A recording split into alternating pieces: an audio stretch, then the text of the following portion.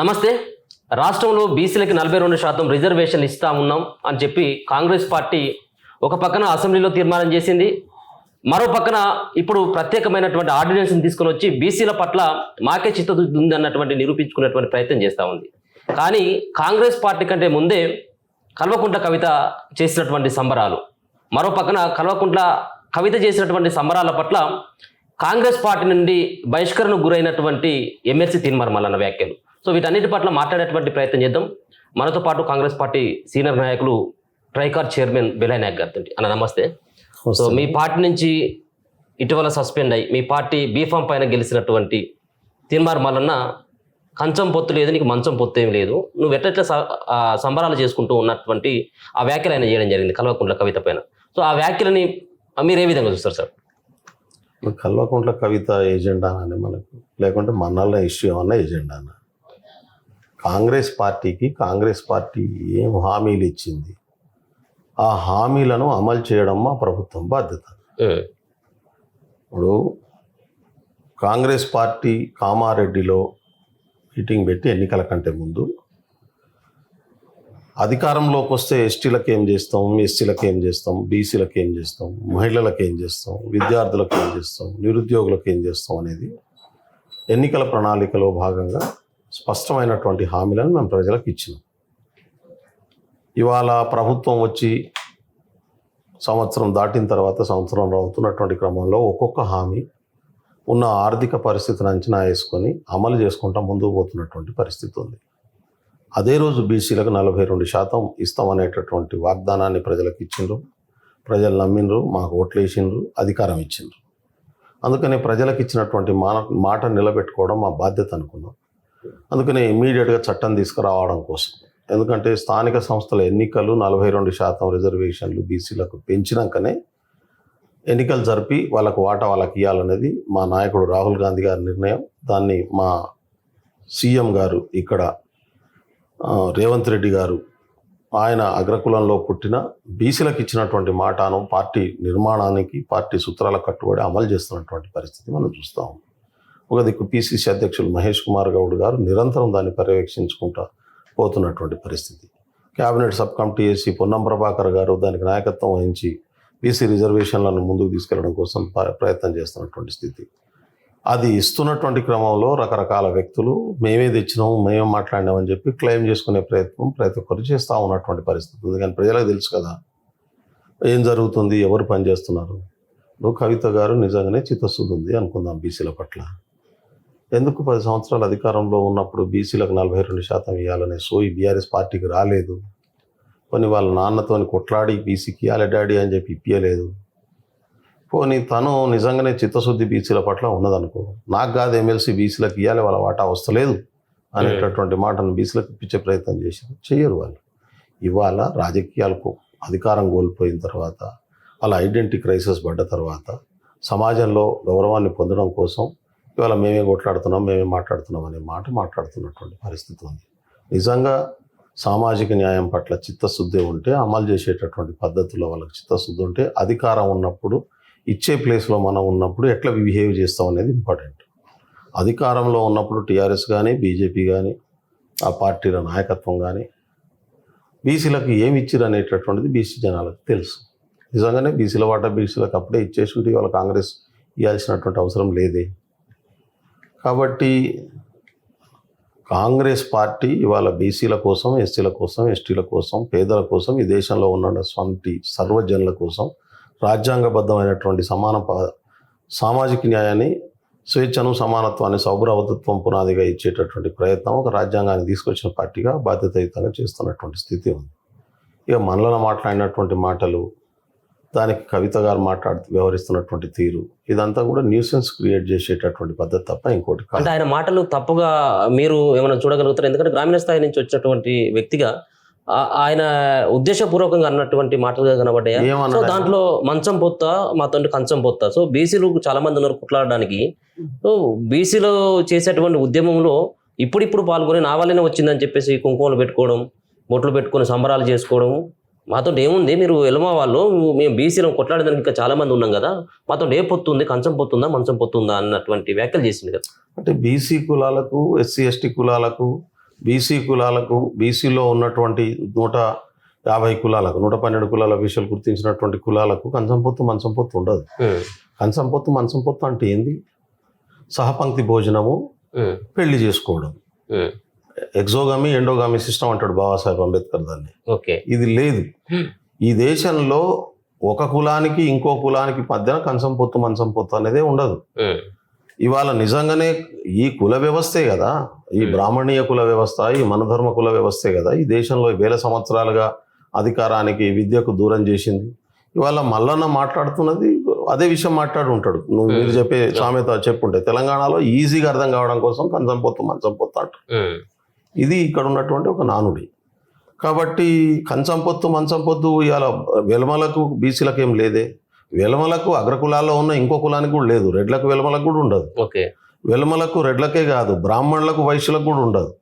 కంచం పొత్తు మంచం పొత్తు ఏ కులానికి? ఇప్పుడు బ్రాహ్మణులు పెళ్లి చేసుకుంటారు, బ్రాహ్మణుల సహపంక్తి భోజనాలు ఉంటాయి. అదేవిధంగా రెడ్లలో రెడ్లు పెళ్లి చేసుకుంటారు, రెడ్ల సహపంక్తి భోజనాలు ఉంటాయి. కానీ ఇంకో కులానికి ఇంకో అగ్రకులంలో ఉన్నటువంటి 2 కులాల మధ్యన కూడా కంచం పొత్తు మంచం పొత్తు అనేది దేశంలో ఇక్కడే కాదు భారతదేశంలో ఎక్కడా లేదు. అక్కడక్కడ ఎవరన్నా elite section inter caste marriages చేసుకుంటే చేసుకోవచ్చు, కానీ మొత్తం భారత సామాజిక వ్యవస్థలో కులాన్ని బ్యాన్ చేసేసి సేమ్ కులం మ్యారేజెస్ చేసుకోవడానికి వీల్లేదు అనేటటువంటి సిస్టమ్ను తీసుకురాగలిగిన పరిస్థితి అయితే ఇంకా ఇక్కడికి వచ్చిందని నేను అనుకోను. ఇవాళ దాన్ని కూడా చాలా పకడ్బందీగా అదే కొనసాగాలని చెప్పి ప్రయత్నం చేస్తున్నటువంటి వాళ్ళు సాంప్రదాయాల ముసుగులో, నేను చాలాసార్లు చెప్తా కదా, సాంప్రదాయాల ముసుగులో అగ్రకుల ఆధిపత్యపు భావజాలాన్ని మిగతా కులాలు ఫాలో అయ్యి వాళ్ళ సంస్కృతిని, అగ్రకులాల సంస్కృతి, అందులోనే బ్రాహ్మణీయ సంస్కృతిని అన్ని కులాలు ఫాలో అయ్యి బ్రాహ్మణీయ ఆచార వ్యవహారాలే అన్ని కులాల ఆచారాలుగా మారిపోయినటువంటి స్థితి ఉంది. ఇవాళ ఒకప్పుడు బీసీ అన్ని ప్రతి కులానికి, ఇవాళ బీసీలను పిలుస్తున్నాం. భారత రాజ్యాంగం రాకముందు ఏంటి? వృత్తి కులాలు, చాకలి వేరు, మంగలి వేరు, కమ్మరి వేరు, కుమ్మరి వేరు. ఇవాళ ఎస్టీలను పిలుస్తున్నాం. 740 తెగలు ఈ దేశంలో ఎస్టీ తెగలు. ఈ 740 తెగలు దేనికదే ఒక ప్రత్యేక జీవన విధానాన్ని కలిగి ఉంది, ప్రత్యేక భాషను కలిగి ఉన్నది, ప్రత్యేక సంస్కృతిని కలిగి ఉన్నది, ప్రత్యేక ఆచార వ్యవహారాలు కలిగి ఉన్నది. ఇప్పుడు అంటరానితనం పునాదిగా ఉన్నటువంటి కులాలు కూడా దాదాపు 600 కులాలు ఉంటాయి ఈ దేశంలో. ఈ 600 కులాలకు ఇప్పుడు మాలా మాదిగ ఒక్కటి కాదు అనే కదా మాదిగ ఉద్యమం వచ్చింది. మీ రిజర్వేషన్లలో మీరు ఎక్కువ తీసుకుంటారు, మాలా మాదిగ కులాల మధ్యన కూడా కంచం పొత్తు మంచం పొత్తు ఉండదు. ఇట్లా ప్రతి కులానికి వేరు ఆచార వ్యవహారాలు ఉంటాయి. అంటే పాలనా సౌలభ్యం కోసం భారత రాజ్యాంగం టచబుల్ కమ్యూనిటీస్ను ఒక దిక్కు ఓబీసీస్గా వృత్తి కలిగి ఉండి టచబిలిటీ ఉన్నటువంటి వాళ్ళను, అదేవిధంగా అంటరానితనం పునాదిగా అణచివేతకు గురైతున్నటువంటి కులాలను షెడ్యూల్ కాస్ట్ లిస్టులో, మతం ప్రకృతికే దూరంగా ఉన్నటువంటి ఒక తెగలను షెడ్యూల్ ట్రైబ్స్ లిస్టులో తీర్చినటువంటి పరిస్థితి ఉంది. అదేవిధంగా అగ్రకులాల్లో ఉన్నటువంటి వాళ్ళు బ్రాహ్మణ క్షత్రియ వైశ్యులు కూడా కంచం పొత్తు మంచం పొత్తు ఉండకూడదని చెప్పి మన ధర్మశాస్త్రం చెప్తున్నది. దానికి అటవేళ కంచం పొత్తు మంచం పొత్తు ఉంటే శిక్షించే అధికారాన్ని కూడా అలా ధర్మశాస్త్రాల్లో పెట్టినటువంటి పరిస్థితి ఉంది. వాళ్ళ చట్టం, ఆ రోజు ఉన్నటువంటి చట్టం, భారతదేశాన్ని ఏ రాజు పాలించినా, ఏ రాజ్యం పాలించినా, అది ముస్లిం రాజైనా హిందూ రాజైనా ఏ లాని ఇంప్లిమెంట్ చేసిండు? ముస్లింలకైతే షరియత్ను, ఖురాన్ ఇంప్లిమెంట్ చేసిండు. నాన్ ముస్లింలకు ఏం ఇంప్లిమెంట్ చేసిండు? మన ధర్మాన్ని ఇంప్లిమెంట్ చేసిండు. మన ధర్మం ప్రకారం బ్రాహ్మణ క్షత్రియ వైశ్య శూద్రులు ఉన్నారు. బ్రాహ్మణులు తప్ప వైశ్యులతో పెళ్లి చేసుకునే పరిస్థితి లేదు ఈ దేశంలో. అక్కడ దాన్ని అంటారు కంచం పొత్తు.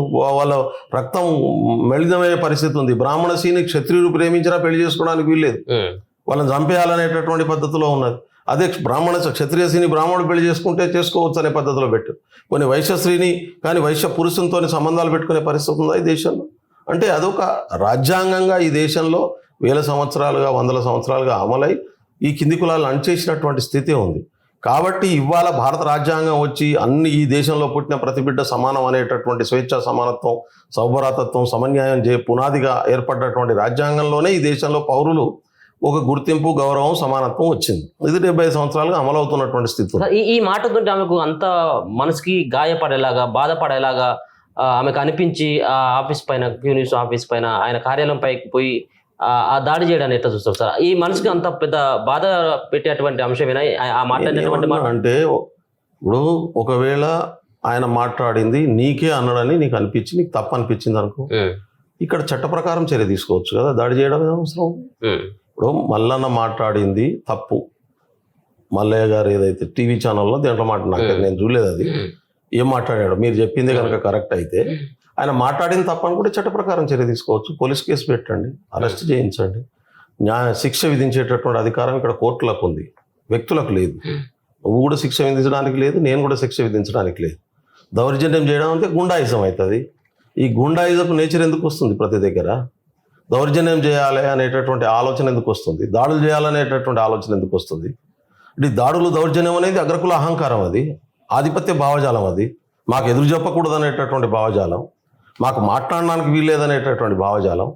అది అణువణువున ఉన్నటువంటి అగ్రకులపు భావజాలపు ఆధిపత్య ఫ్యూడల్ భావజాలం ఉన్నటువంటి వాళ్ళు మాత్రమే దాడులు చేయగలుగుతారు. రాజ్యాంగ భావజాలం నిజంగానే కవిత గారికి ఉంటే, ఆమె ఎమ్మెల్సీ ఒక చట్టసభల్లో పనిచేసిన, నేను చట్టబద్ధమైనటువంటి వ్యక్తిని, న్యాయం కోసం కొట్టాడేటటువంటి వ్యక్తిని అనుకుంటే కోర్టులా కేసు పెట్టు, మళ్ళీ అరెస్ట్ చేయించు, తప్పు మీకు 6 నిరూపిస్తే కోర్టులు శిక్షిస్తాయి. భారత రాజ్యాంగం ప్రకారం శిక్షించే అధికారం కోర్టులకే ఉంది. పోలీసులకు కూడా లేదు, మీకు నాకు కూడా లేదు, రాజకీయ వ్యవస్థకు లేదు, బ్యూరోక్రసీకి లేదు. Only judiciary can punish. Judiciary punish చేయాలంటే ఖచ్చితంగా చట్ట ప్రకారం చర్య తీసుకోవాలి. కానీ ప్రైవేట్ వ్యక్తులను పంపించి దాడులు చేయించడం, అనుచరుల పేరు మీద దాడులు చేయించడం అనేది, దౌర్జన్యం చేయడం అనేది రాజ్యాంగం పట్ల గౌరవం లేకపోవడం తప్ప ఇంకోటి కాదు. మీరు కాంగ్రెస్ పార్టీలో ఉన్నారు, మీ కాంగ్రెస్ పార్టీకి సంబంధించినటువంటి నేతలు సైతం కూడా దీనిపైన స్పందించడం జరిగింది. మహేష్ కుమార్ గౌడ్ కావచ్చు, పొన్నం ప్రభాకర్ గౌడ్ లాంటి వాళ్ళు దీనిపైన స్పందించడం జరిగింది. సో సరే, ఎవరి భావాలు వాళ్ళకు ఉంటాయి. మీరు ఈరోజు జరిగినటువంటి దాడిని ఖండిస్తూ ఉన్నారు. మరొక పక్కన కవిత చేసినటువంటి ఆ దౌర్జన్యాన్ని ఖండించుకుంటూనే దాంట్లో ఉన్నటువంటి ఆయన వాడినటువంటి ఆ భాష పట్ల పెద్దగా దాంట్లో ఇబ్బంది పడాల్సినటువంటి అవసరం లేదన్నటువంటి భావన మీరు చెప్తా ఉన్నారు. అంటే మళ్ళీ మాట్లాడనే మళ్ళీ కనుక ఇంకోళ్ళని హరాజ్ చేసేటటువంటి పద్ధతిలో మాట్లాడితే, ఆయన గతంలో చాలా వీడియోస్ చూసినా, ఓకే, అంటే ఎదుటి వాళ్ళ పట్ల జర్నలిజం పేరుతోని చాలా ఆక్వర్డ్గా మాట్లాడినటువంటి మాటలు చాలా సందర్భాల్లో చూసినాం. గతంలో కేసీఆర్కి సంబంధించినటువంటి విషయాలు కూడా నేను చూసిన. అది యాక్సెప్టబుల్ లాంగ్వేజ్ కాదు ఆయన. ఓకే. రెండోది, చట్ట ప్రకారం కూడా పనిషబుల్ లాంగ్వేజ్లో చాలాసార్లు మాట్లాడినటువంటి సందర్భాలు ఉన్నాయి. ఇప్పుడు మనకు స్వేచ్ఛ ఉన్నది కదా అనేటటువంటి పద్ధతిలో ఎవరిని పడితే వాళ్ళని మనం ఇష్టం వచ్చినట్టు తిట్టే భాష, బాధ్యత కలిగినటువంటి స్థాయిలో. అప్పుడు ఆయన జర్నలిస్ట్గా ఉన్నాడు, ఇప్పుడు ఎమ్మెల్సీగా ఉన్నాడు, చట్టసభల్లో బాధ్యతాయుతమైనటువంటి స్థానంలో ఉన్నాడు. ఆయన కంటెంట్ మంచిదే ఉండొచ్చు, కానీ నీ కంటెంట్ను ఎట్లా మాట్లాడుతున్నావు అనేటటువంటి విషయాన్ని కూడా మనం జాగ్రత్తగా పరిశీలించుకుంటే మంచిది. ఇప్పుడు ఎవరిని పడితే వాళ్ళని ఇష్టం వచ్చినట్టు తిడతా అనేటటువంటిది అధికారం నీకు కూడా రాజ్యాంగం ఇయ్యలే. ఇప్పుడు నీ భావ వ్యక్తీకరణ నీకు ఉంటుంది, కానీ ఎదుటి వాళ్ళని అవమానం చేసే అధికారం మనకు లేదు. నా భావ వ్యక్తీకరణ స్వేచ్ఛ నాకు రాజ్యాంగం ఇచ్చింది. అట్లా అని చెప్పి నా రాజ్యాంగం ఇచ్చినటువంటి భావ వ్యక్తీకరణ స్వేచ్ఛతోని ఎదుటి వాళ్ళను అవమానం చేయడం, ఇన్సల్ట్ చేయడం, ఎదుటి వాళ్ళు గాయపడేటటువంటి వ్యవహరించడం పర్టికులర్ సిచ్యువేషన్ ఇది. ఇప్పుడు నేను చెప్పినటువంటి ఈ పర్టికులర్ అంశం కేవలం అన్నటువంటి మాట కంచం పొత్తు మంచం పొత్తు అన్నటువంటి అంశం, కంచం పొత్తు మంచం పొత్తు అనేటటువంటి మాట అసలు దాన్ని ఎవరు వ్యక్తిగతంగా తీసుకోవాల్సింది ఏం లేదు. భారతదేశంలో కులాల మధ్యన కంచం పొత్తు మంచం పొత్తు ఉండకూడదు అనేటటువంటి రాజ్యాంగం 1000-2000 సంవత్సరాలుగా అమలవుతుంది. దాని పేరే మనుధర్మ శాస్త్రం అంటారు. కానీ 99.9% క్యాస్ట్ మనుషులు, నేను చేసుకోలేదు, నేను మా లమ్మడోళ్ళ అమ్మాయినే చేసుకోలేదు. 99% కాస్ట్లలో ప్రతి కులంలో సేమ్ కులంలో పెళ్లిళ్ళు జరుగుతున్నాయి, సేమ్ తెగలో పెళ్లిళ్ళు జరుగుతున్నాయి. ఇది ఒక రకంగా భారతదేశానికి కుల వ్యవస్థ సమూలంగా కొనసాగడానికి కారణం కూడా అవుతుంది. ఇట్నే చేసుకోవాలని నేర్పించినోడు ఎవడు? దీని వెనక ఉన్నటువంటి సిద్ధాంతం ఏంది? మనుశాస్త్రం, మనుధర్మం. దాన్ని మనకు తెలవకుంటే అందరం పాటిస్తున్నటువంటి పరిస్థితి ఉంది అంటే నేను దాని సాంప్రదాయం పేరు మీద ఆచరణ పేరు మీద మనల్ని మనమే బానిసత్వంలో తీసుకెళ్తున్నటువంటి స్థితి ఉంది. అందుకనే ఇది చాలా వ్యాస్ట్ సబ్జెక్టు. కానీ దీని వెనకాల ఈ సంఘటనలు కారణం అని నేను అనుకోను. మల్లన్న తిట్టిండు కాబట్టి నేను దాడి చేసిన, లేకపోతే ఆమె ఇట్లా ఈయనకు రిజర్వేషన్ మీద ఆమె మాట్లాడింది కాబట్టి నేను ఇది కారణం కాదు. ఇద్దరికి రాజకీయ ప్రయోజనాలు, ఉద్దేశాలు ఉన్నాయి అనుకుంటున్నాను నేను. ఇద్దరు ఐడెంటిటీ క్రైసిస్ లో ఉన్నారు, ఇద్దరు కూడా లైమ్ లైట్ లోకి రావాలనుకుంటున్నారు. ఎవరి రాజకీయ ఎత్తుగళ్ళు వాళ్ళకు ఉన్నాయి. అయితే నేను ఏం చెప్పదలుచుకున్నా అంటే, మీ వ్యక్తిగత రాజకీయ ఎజెండా కోసం, మీ వ్యక్తిగత రాజకీయ ప్రయోజనాల కోసం ఇష్యూస్ను మలినం చేయకండి.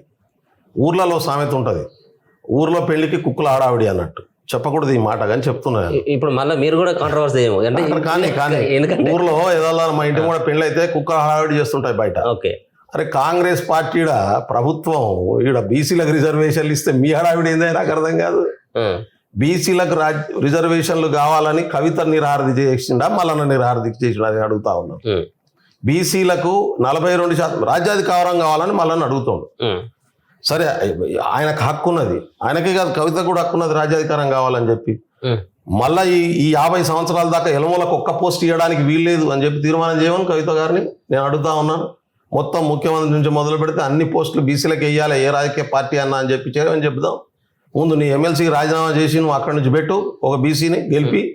ఈ చిత్తశుద్ధి ఉండదు. మనకు అధికారం ఉండాలి, వాళ్ళ పేరు మీద మనం రాజకీయం చేయాలి. ఇప్పుడు మీరు చేసినటువంటి గొప్పతనం ఇది ఏం కాదంటే జాగృతి ఆధ్వర్యంలో ఉద్యమాలు చేయడం ద్వారా మాత్రమే 42% రిజర్వేషన్లు అమలైంది. ఆ ప్రెషర్కి తట్టుకోలేకనే రేవంత్ రెడ్డి ఆర్డినెన్స్ తీసుకొచ్చింది అనేది ఆమె చెప్తున్నటువంటి అంశం. ఇప్పుడు జాగృతి గారు మేము చట్టం చేయమని చెప్పి అసెంబ్లీలో తీర్మానం చేసి ఢిల్లీకి పంపించిండ్రు రేవంత్ రెడ్డి గారు. పోయి మోడీ ఇంటి మండపం పోయి నిరాహార దీక్ష చేసి తీసుకురాపో, దాన్ని ఆమోదింపజేసుకురాపో. అది ఆమోదింపడంలో లేట్ అవుతుంది కాబట్టి ప్రభుత్వం చిత్తశుద్ధితోని ఆర్డినెన్స్ను తీసుకొచ్చి ఇమ్మీడియట్గా రిజర్వేషన్ ఇంప్లిమెంట్ చేసే పనికి పూనుకున్నది. అది లేట్ అయ్యేటటువంటి క్రమంలో నష్టం జరుగుతుంది. ఇక్కడికి లోకల్ బాడీ ఎన్నికలు జరగలేదు. జరగకపోవడం వల్ల స్థానిక సంస్థల్లో ప్రజాప్రతినిధి నాయకత్వం లేనటువంటి పరిస్థితి ఉంది. 93, 94 రాజ్యాంగ సవరణ ద్వారా ఈ దేశంలో పంచాయతీలకు అధికారాన్ని తీసుకొచ్చింది కాంగ్రెస్ పార్టీ. ఆ రోజు రాజీవ్ గాంధీ గారు ఒక మాట అన్నారు. ఆయన దానికి పూనుకున్నప్పుడు ఆయన తీసుకొచ్చినట్టు పంచాయతీరాజ్ చట్టాన్ని తీసుకురావాలనుకున్నప్పుడు ఆయన ముందు పెట్టుకున్నటువంటి ఎజెండా ఏంటంటే ఇంట్లోకి వెళ్ళి ఒక సామాన్యుడు గడప బయటికి పోతే కిలోమీటర్ దూరంలో ప్రజలకు నాయకత్వం అందుబాటులో ఉండాలి. అప్పుడు మాత్రమే ప్రజలకు ఉన్నటువంటి సమస్యలు పరిష్కరించబడతాయి అనేటటువంటి ఉద్దేశంతో పంచాయతీరాజ్ చట్టాన్ని బలోపేతం చేసి 73, 74 రాజ్యాంగ సవరణ ద్వారా ప్రత్యేకమైనటువంటి అధికారాలు గ్రామ పంచాయతీలకు అప్పచెప్పేటటువంటిదిలో పూనుకోవడం వెనుక రాజీవ్ గాంధీ గారి ఉద్దేశం నాయకత్వం ప్రజలకు అందుబాటులో ఉండాలి. ఇవాళ లోకల్ బాడీ ఎన్నికలు జరగకపోవడం వల్లతో సర్పంచ్, ఎంపీటీసీ, జడ్పీటీసీ ఎన్నికలు జరగకపోవడంతో నాయకత్వం గ్రామ స్థాయిలో లేదు. మనకు ప్రభుత్వ చట్టపరమైనటువంటి వస్తువుల స్కీములు ఇంప్లిమెంట్ చేసేటటువంటి ప్రభుత్వ యంత్రాంగం మీద వదిలేస్తే కాదు, ప్రజా ప్రాతినిధ్యం కూడా ఉండాల్సినటువంటి అవసరం ఉంది. దానికోసం మా పార్టీ తీసుకున్నటువంటి కమిట్మెంట్ ఏంటంటే 42% రిజర్వేషన్లతో ఇద్దామని. అందుకనే ఇప్పుడు ఆ చట్టం అక్కడ కావడంలో లేట్ అవుతుంది కాబట్టి ఆర్డినెన్స్ తీసుకొస్తున్నాం. వీళ్ళు ఎవరో ధర్నా ఎన్ని రోజుల ధర సత్యదాకా నిరాహార దీక్ష చేసిదా కవిత? ఆమరణ నిరాహార దీక్ష ఏమన్నా కూర్చున్నదా? ఒక్కరోజు కూర్చోకు ఆనంది రాకుంటే ఏమన్నా అంటే ఇవన్నీ సొల్లు మాటలు, గాలి మాటలు. ఎందుకు మాట్లాడతారు?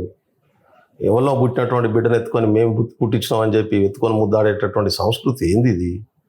నేను అందుకనే అంటున్నాను, కాంగ్రెస్ పార్టీ ఇచ్చినటువంటి మాట ప్రకారం చేస్తుంది.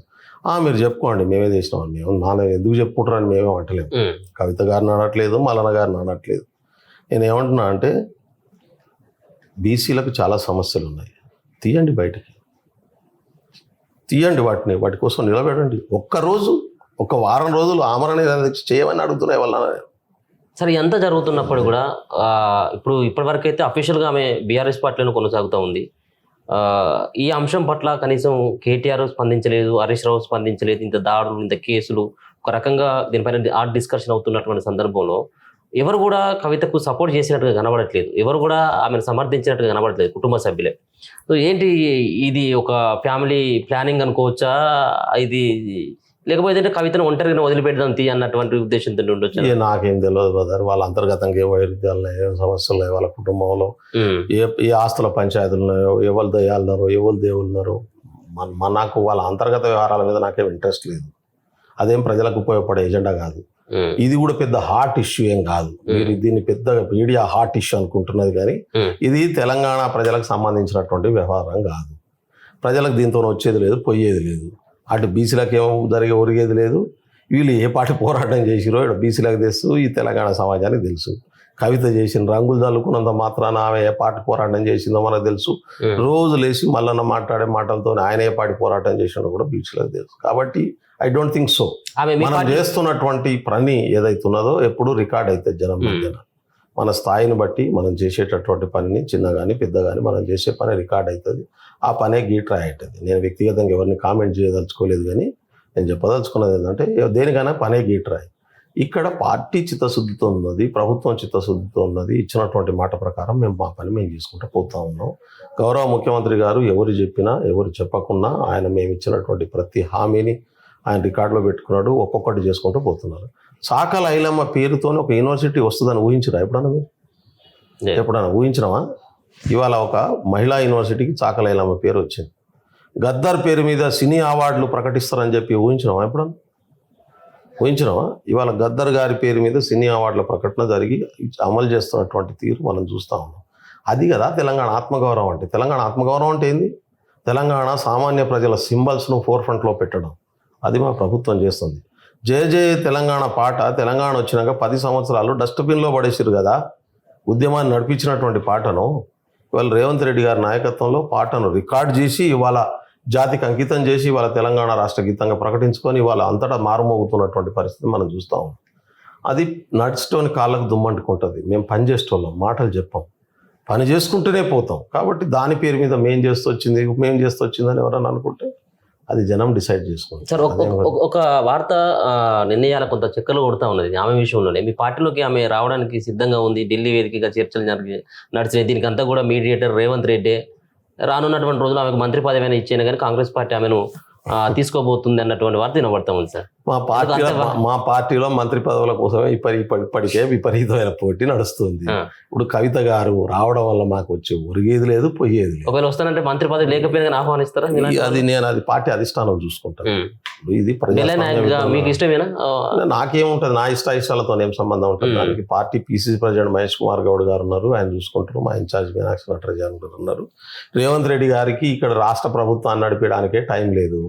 ఆయన కవిత గురించి పోయి ఆయన మాట్లాడి ఆయన తీసుకుంటే ఇవన్నీ ఎట్లా గాలి వార్తలే. ఎవడెవడో ఏదో ఈ న్యూస్ ఛానల్స్ ఎవరికి వారికి ఏం పని లేకుండా రాసుకుంటున్నట్టు వెనకడో సామెతలు ఉన్నాయి, అట్లున్నది కథ. ఆయనకు పాపం ఇంకా గడవడానికి టైం దొరకలేదు. ఆయన అట పట్టుకొని ఢిల్లీ దాకా పోయి మాట్లాడి ఇవన్నీ ముచ్చట్లు. అటువంటిది ఏమి లేదు. కాంగ్రెస్ పార్టీలోకి ఎవరన్నా రావచ్చు. కాంగ్రెస్ పార్టీ సిద్ధాంతాలు, Congress party ideology, Congress party principles బేర్స్ మీద ఉన్నటువంటి వ్యక్తులన్నా ఎవరైనా ఆహ్వానిస్తారు. ఇప్పుడు కవితను అర్జెంటుగా తీసుకొచ్చి కాంగ్రెస్ పార్టీలో కూర్చోబెట్టి మంత్రి పదవి ఇవ్వాల్సినంత అవసరం అయితే కాంగ్రెస్ పార్టీకి ఏం లేదు. కాంగ్రెస్ పార్టీకి ఏం లేదు, అవసరం లేదు. కాంగ్రెస్ పార్టీకి ఆల్రెడీ ప్రజలు సఫిషియంట్ మాకు మెజారిటీ ఇచ్చారు. దాని ప్రకారం ప్రభుత్వం నడుస్తుంది. ఇంకా మంచి పనులు చేస్తాం, మరింత మెజారిటీని పెంచుకుంటాం. నెక్స్ట్ టైం సీఎం గారు చెప్పినట్టు 100 అసెంబ్లీ సీట్లు, 15 పార్లమెంట్ సీట్లు గెలుచుకునేటటువంటి స్థితిని క్రియేట్ చేసుకుంటాం. అది ప్రజల్లో పనిచేస్తాం. మాకు ఒక అవకాశం ఇచ్చారు ప్రజలు, దాన్ని మరింత బలోపేతం చేసుకుంటాం. ప్రజల మొన్న 40% ఓట్లు వస్తే నెక్స్ట్ 50% ఓట్లు రావడానికి మేము సిద్ధం పడేటటువంటి పద్ధతిలో పనిచేసుకుంటాం. మాకు ఎక్కడెక్కడ పనిచేస్తున్నటువంటి క్రమంలో ఎక్కడెక్కడ ఇంకా చేయాల్సినవి ఉన్నాయి, ఏం మిగిలి ఉన్నాయి, ఏమేమి సమస్యలు ఉన్నాయి, వాటిని అధిగమించాలనుకుంటున్నాం. నిన్ననే మీరు చూస్తూ ఉన్నారు, 1,00,000 ఉద్యోగాల్ని 1 ఇయర్లో పూర్తి చేయాలనేటటువంటిది, భర్తీ చేయాలనేటటువంటి ఒక నిర్ణయాన్ని, ఒక ప్రతిజ్ఞ నిన్న ముఖ్యమంత్రి గారు చేసినటువంటి పరిస్థితి. కాబట్టి మేము అంతా కూడా ఇక్కడ నిరుద్యోగ సమస్యను ఎట్లా అధిగమించాలి, నిధుల సమస్యను ఎట్లా అధిగమించాలి, సంవత్సరానికి నెలకు 4,000 కోట్ల రూపాయల డెఫిషియన్సీ ఉంది, దాన్ని ఎట్లా అధిగమించాలి, ఇవన్నీ కూడా ఆలోచించుకుంటూ ప్రజలకు ఇచ్చినటువంటి వాగ్దానాల్ని మాట తప్పకుండా ఎట్లా ముందుకు పోవాలని ఆలోచిస్తున్నాం. ఇక మిగతా వాళ్ళు ఏం పని లేని వాళ్ళంతా ఏమైనా ఐడెంటిటీ క్రైసిస్లో వాడుండి రకరకాల శబ్దాలు చేస్తూ ఉన్నారు. వాటి వల్ల పెద్దగా ఉపయోగం ఉంటుందని నేను అనుకోవట్లేదు. Okay sir, thank you so much. So మొత్తానికి ఇది వాళ్ళిద్దరు మాట్లాడినటువంటి మాటలు. ఒక పక్కన ఒక లేడీని ఉద్దేశించి ఆయన అట్లాంటి వ్యాఖ్యలు చేయకూడదు అన్నటువంటి భావనతో పాటు, మరో పక్కన ఒకవేళ అటువంటి చేసినటువంటి సందర్భంలో అవసరమైనట్టయితే ఉంటే ఆయన పైన కేసులు పెట్టాల్సినటువంటి అవసరం ఉండేది, లీగల్గా ప్రొసీడ్ కావాల్సినటువంటి అవసరం ఉండేది. కానీ దాడికి మాత్రం పాల్పడాల్సినటువంటి అవసరం లేదు. ఇక్కడ ఉన్నటువంటి రాష్ట్రంలో ఖచ్చితంగా కూడా ఇటువంటి సామెతలను యూజ్ చేస్తూ ఉంటారు. దీని పట్ల ఖచ్చితంగా ఇది ఏదో ఆమెకు మనసుకి గాయపరిచేలాగా మాట్లాడినటువంటి మాటలు కాదన్నటువంటి అభిప్రాయంతో పాటు, మరొక పక్కన బీసీ రిజర్వేషన్లకు సంబంధించినటువంటి విషయంలో కాంగ్రెస్ పార్టీ ఇస్తే దీన్ని ఏదో వేరే వ్యక్తులు వాళ్ళకు గుర్తింపు రావాలన్నటువంటి ఉద్దేశంతో కొన్ని ఆడుతున్నటువంటి డ్రామాలుగానే ఎలైనా గారు అయితే చూస్తున్నట్టుగా చెప్తా ఉన్నారు. చూస్తూనే ఉండండి మన తెలుగు.